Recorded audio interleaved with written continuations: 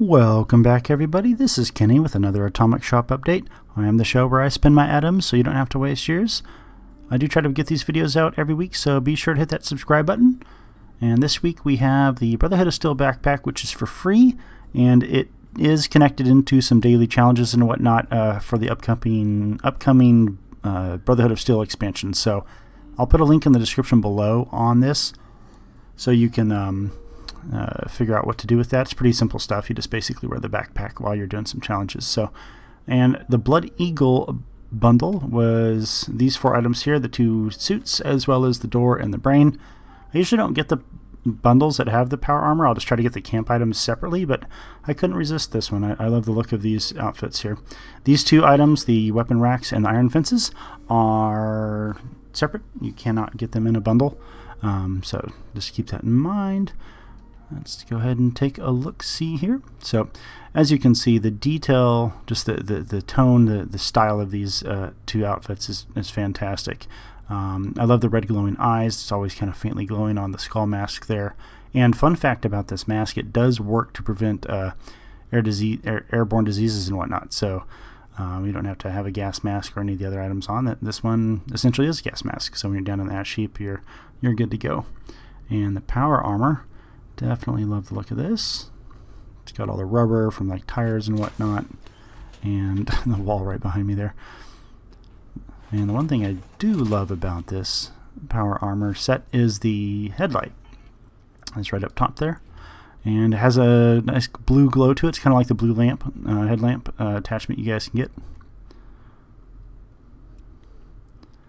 Okay. And next up, we'll take a look at the door. Now, the door is, of course, pretty solid. You know, when the lasers are on, you cannot walk through it. It would be nice if, like, when you turn it off, it just changes to a different color. But in any event, when you turn it off, light goes off. No electricity required. I did test that out. And obviously, you just throw a door up, just like anything. And the funny thing is you could probably swap this onto the RV. You could probably put that door on there. That'd be hilarious to see that on one of the RVs. And here's our brain. It does emit a faint glow, as you can see, kind of like some of the other specimens. Alright, and so that concludes the bundle. Now, next up we have these these weapon racks here. Now, thinking about these weapon racks, pretty awesome little feature they have is you can't see the weapons, so they're invisible weapons. But as you can see, I've got the cryolator and the pistol on each of them, but you can't see them. So, yeah, great bonus feature there, Todd. Let's get that fixed, Bethesda, please. But they have like these like shimmering kind of effect, as you can see once I'm holding still here, and the light's blinking on them. So do love the detail on them, but they just need to fix that bug. And lastly, we have the iron fencing here. Now there's 2 lengths of it. There's the short one on the left and the 2 long ones on the right, and they all snap together so you can get them in together nice. A bit of a misleading picture there in the Atomic Shop, though. It makes it look like there's a gate, but there's not, and so you just have to kind of stagger the short one out if you want to kind of simulate having a gate.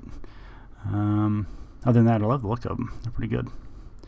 And this week's kin pull, well, actually last week I did a little spontaneous one over the weekend because of E3 about what people would like to see the most out of Bethesda's showcase, and the options were Elder Scrolls 6, Starfield, new Fallout 76 content, or a remaster of a Fallout game.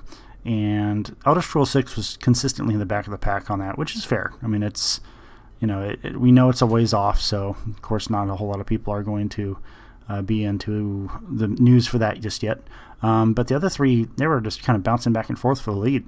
But it ended up, after 111 votes, Fallout 76 took the lead.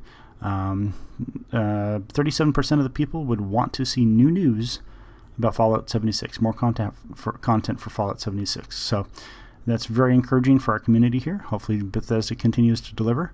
But as for this week's kin pull, they are getting rid of nuclear winter. So as far as PvP in the game world, I imagine because they already have the faction set up, they'd have to just allow people to pick a faction to join. So you get your raiders versus settlers kind of a thing, right? And, you know, would you like to see just kind of free roam PvP, capture the flag style kind of game where you're like maybe stealing something? So you got capture the flag, which is basically they could do the uplink daily op just as a PvP option out here in the real world. And the final option would have been just not playing. You would not want to play PvP on the map. So kind of curious what people think. Other than that, folks, take care. Head on over to Twitter. I'll put that link down in the description below, and I'll see you in the wasteland. Bye-bye.